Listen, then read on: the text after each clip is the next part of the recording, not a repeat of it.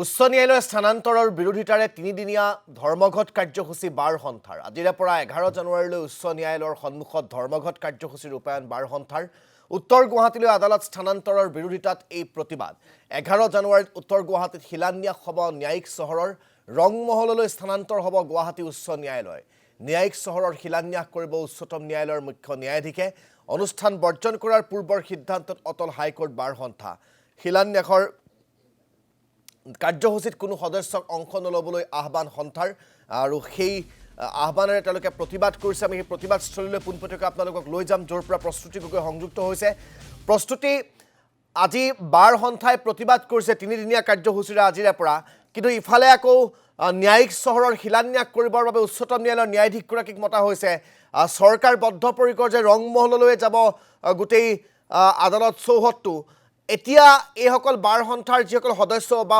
অধিবক্তাসকলৰ যদি আহ্বান নুশুনে চৰকাৰে তেনেহ'লে অনাগত সময়ত তেওঁলোকে কৰিবলগীয়া কি হ'ব কাৰণ এতিয়ালৈকেতো তেওঁলোকৰ আহ্বানৰ প্ৰতি কোনো ভ্ৰক্ষেপেই দিয়া নাই হিমন্ত বিশ্ব শৰ্মা নেতৃত্বাধীন চৰকাৰখনে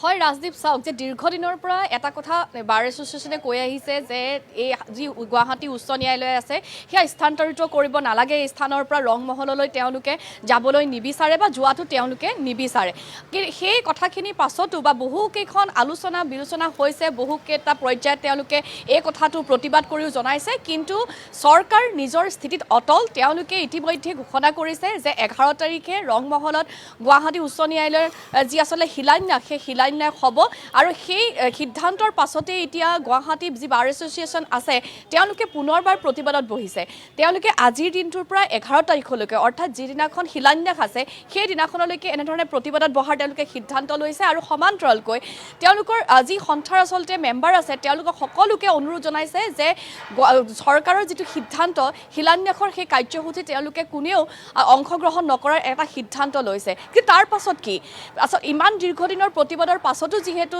চৰকাৰে শিলান্যাস কৰিবলৈ সিদ্ধান্ত ল'লে ৰংমহলত উচ্চ ন্যায়ালয় প্ৰতিষ্ঠা কৰাৰ যেনেধৰণে তেওঁলোকে সিদ্ধান্তত অটল থাকিলে তাৰ পাছত কেনেধৰণে তেওঁলোকে আগবাঢ়িব বা সিদ্ধান্ত ল'ব সেই কথাখিনি জানিবলৈ ইয়াত যিহেতু সকলো আছে সন্থাৰ প্ৰেছিডেণ্ট কে চৌধুৰী ছাৰ আছে মই তেওঁৰ মন্তব্য ল'বলৈ চেষ্টা কৰিম যদি আপোনাৰ মানে কোৰ্ট কৰিব যায় তেওঁক দিনটোত মিনিমাম 300 পৰা 500 টকা খৰচ লাগিব সেই জুনিয়ৰ এডভকেটজনে 300 পৰা 500 টকা ইনকাম নকৰিবওতো পাৰে তেওঁকতো ওকালতি কৰাত বাধা দিব এই প্ৰস্তাৱটোৱে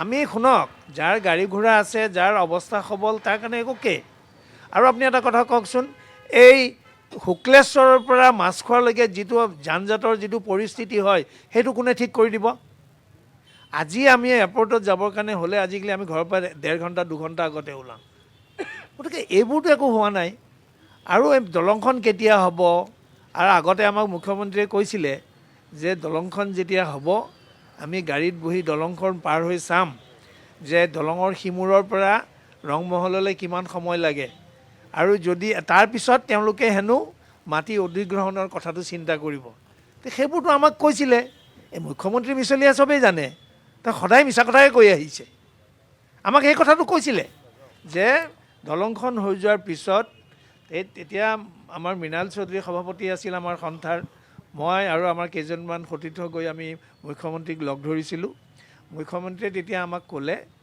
যে আমাৰ হাইকোৰ্টৰ পিছফালে এডোখৰ মাটি আছে সেইডোখৰ মাটিত হেনো বিল্ডিং বনাবৰ কাৰণে 35 কোটি টকা অলৰেডি ধাৰ্য কৰাই আছে আমি ক'লোঁ সেইটো কৰিলে আমাৰ হৈ গ'ল আমিতো মুখ্যমন্ত্ৰীক কৈছিলোঁ যে আপুনি 1500 কোটি টকা খৰচ কৰিব নালাগে আপুনি 100 কোটি টকা খৰচ কৰক আমাৰ নিজবোৰ হৈ যায় আমাক অকণমান 4টা কোৰ্ট ৰুম এক্সট্ৰা লাগে এটা অডিটৰিয়াম লাগে অলপ পাৰ্কিং স্পেচ লাগে that can be made with 100 crores why are you spending 1500 crore আমিতো ইমান চহকী ৰাজ্য নহয় ধাৰলৈহে কৰিব লাগিব বা কেন্দ্ৰই বা কি দিয়ে নাই আমিতো নাজানো গতিকে এই কথাটো একদম স্পষ্ট জল পট যে আজিৰ তাৰিখত এনেকুৱা কোনো পৰিস্থিতিৰ উদ্ভৱ হোৱা নাই যে হাইকোৰ্টখন যদি স্থানান্তৰ কৰা নহয় সুদূৰ ভৱিষ্যতে আমাৰ কিবা একদম বিৰাট কিবা অসুবিধা হ'ব আপুনি আজি 1:30 বজাত আপুনি হাইকোৰ্টত যাব তেতিয়া দেখিব গোটেই হাইকোৰ্ট খালী এতিয়াও শুনক কেছৰ সংখ্যা কমি গৈছে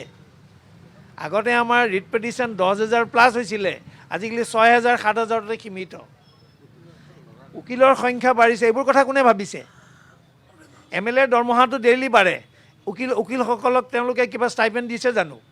উকিলৰ কাৰণে কিবা ৱেলফেয়াৰ মেজাৰ্ছ লৈছে জানো? বিল্ডিং বনালেতো কাৰ লাভ হয় চবেই জানে। বিল্ডিং বনালে, ৰাস্তা বনালে, ফ্লাইঅভাৰ বনালে কাৰ লাভ হয় এইটো অসমৰ মানুহে জানে।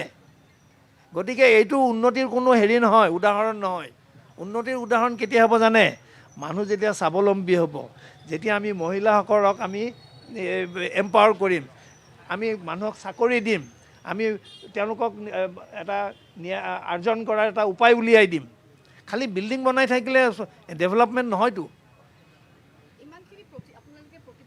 বিৰোধিতা কৰিছে, তাৰ পাছতো তেওঁলোকে 11 তাৰিখে শিলান্যাসৰ সিদ্ধান্ত ল'লে। ইয়াৰ পাছত আপোনালোকৰ স্থিতিটো কি হ'ব এতিয়া? আমাৰ স্থিতিটো চাওক, এতিয়া যিটো পৰ্যায়ত আছোঁ আমি, এইটো দেখা যায় যে তেওঁলোকে স্থানান্তৰ কৰিবই, শিলান্যাসটো পাতিবই। আমি দৰকাৰ হ'লে আমি কোৰ্টত যাম, আদালতৰ আশ্ৰয় ল'ম আমি। And we have a very good case. সেইটো আমি যাব বিচৰা নাছিলোঁ।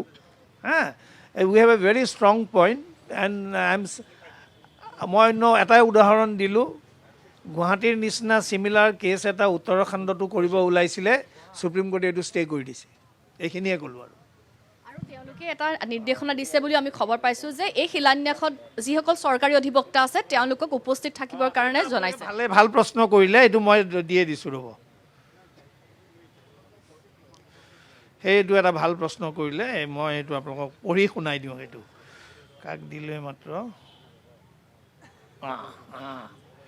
মানে এটা হোৱাটছএপত মেছেজ এটা চাৰ্কুলেট হৈছে, all are requested to attend the function on 11/1/26, otherwise not to appear for department from 19/1। অৰ্থাৎ চৰকাৰী অধিবক্তাসকলক মানে ধমকি দিছে, ভাৰ্চুৱেল ৱাৰ্ণিং, ডেট তোমালোকে যদি 11 তাৰিখে ৰংমহলত উপস্থিত নথকা, তোমালোকৰ যদি আমি মুখ নেদেখোঁ, তেনেহ'লে তোমালোকে 19 তাৰিখৰ পৰা ডিপাৰ্টমেণ্টবিলাকক ৰিপ্ৰেজেণ্ট কৰিবৰ কাৰণে কোৰ্টত হাজিৰ নহ'বা।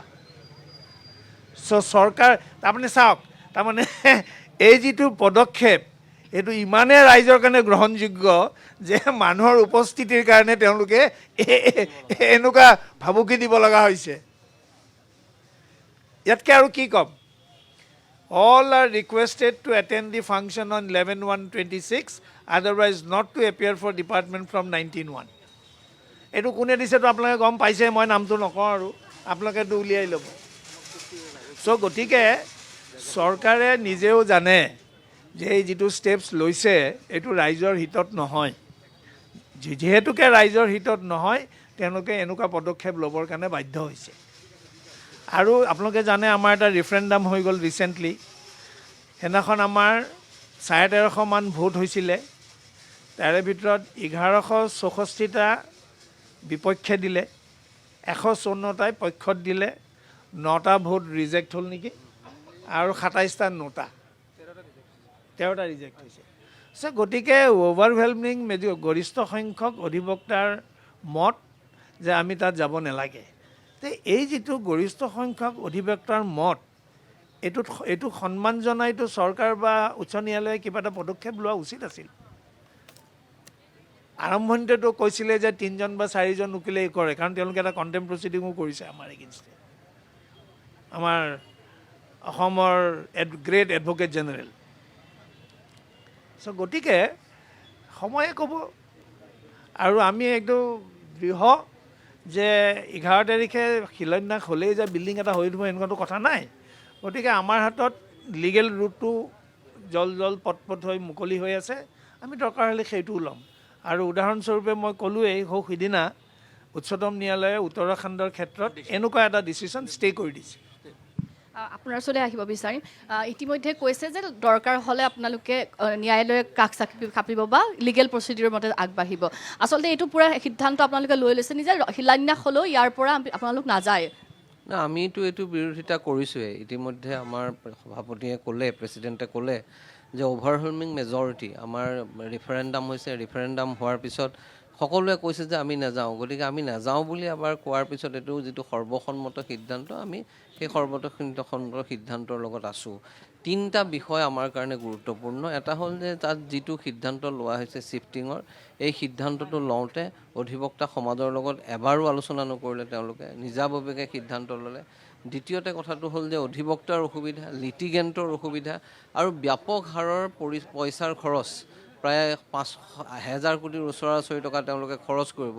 অথচ আমি যিটো প্ৰস্তাৱ দিছিলোঁ যে আমাৰ প্ৰেচিডেণ্টে যিখন চিঠি লিখিছিল, সেই চিঠিত কৈ দিয়া হৈছিল যে 100 কোটি টকা যদি তেওঁলোকে খৰচ কৰে তেতিয়াহ'লে তাতকৈ ভাল ইনফ্ৰাষ্ট্ৰাকচাৰ ইয়াত বনাব পাৰিব। ইয়াত পিছফালে আমাৰ মাটি আছে, খাৰঘুলিত মাটি আছে, কিন্তু সেই অপশ্যনছবিলাক তেওঁলোকে কেতিয়াও নেচাই এইটো তেওঁলোকে এটা তেওঁলোকৰ মানে ইগ'ৰ বিষয় হিচাপে ল'লে যে আমি এইটো কৰিম বুলি লৈছোঁ, কৰিমেই। আৰু সেই ধৰণে লৈছে কাৰণে আজি আপোনালোকে দেখিছে যে এটা মেছেজ পঢ়ি দিয়া হৈছে যে ভাবুকি, ভয় এইবিলাকৰ আশ্ৰয় কেতিয়া ল'ব লগা হয়? তেতিয়া ল'ব লগা হয় যেতিয়া গম পায় যে জনসমৰ্থন বা ৰাইজৰ সমৰ্থন তেওঁলোকৰ লগত নাই, অধিবক্তা সমাজৰ সমৰ্থন তেওঁলোকৰ নাই। প্ৰায় 400 চৰকাৰী অধিবক্তা আছে, তাৰপিছতো তেওঁলোকে ইয়াত যেতিয়া আপোনাৰ ৰেফাৰেণ্ডাম হ'ল মাত্ৰ 154জন মানুহে ভোট দিলে তাৰ সপক্ষে শ্বিফটিঙৰ সময়ত। তাৰ কথাটো হ'ল যে চৰকাৰী অধিবক্তাসকলেও নিবিচাৰে যে তাত শ্বিফটিংটো হ'ব লাগে। এইটো এটা দল ৰাজনীতিৰ ঊৰ্ধত বিষয়, এইটো অধিবক্তা আৰু লিটিগেণ্টৰ সমস্যাৰ বিষয়, পাব্লিক ইণ্টাৰেষ্টৰ বিষয়। সেইকাৰণে এই বিষয়টোত অধিবক্তাসকলে যেতিয়া তেওঁলোকতো আৰু মগজু নোহোৱা মানুহ নহয়, সকলোৱে ভাবি চিন্তিয়ে ইয়াৰ বিৰোধিতা ভোট দিছে। গতিকে সেইটোক সন্মান জনোৱাটো উচিত আছিল নে নাছিল, সেইটোহে প্ৰশ্ন। আজি আমি দেখিছোঁ যে উচ্চ ন্যায়ালয় কৰ্তৃপক্ষ আৰু আমাৰ যি চৰকাৰ, এইটো এটা আপোনাৰ ইগ'ৰ বিষয় হিচাপে লৈছে তেওঁলোক। মই কৈছোঁ সেইটো গণতান্ত্ৰিক ব্যৱস্থাত সেইটো সঠিক কথা নহয়। ধন্যবাদ জ্ঞাপন কৰিছোঁ প্ৰস্তুতি সবিশেষ জনোৱাৰ বাবে।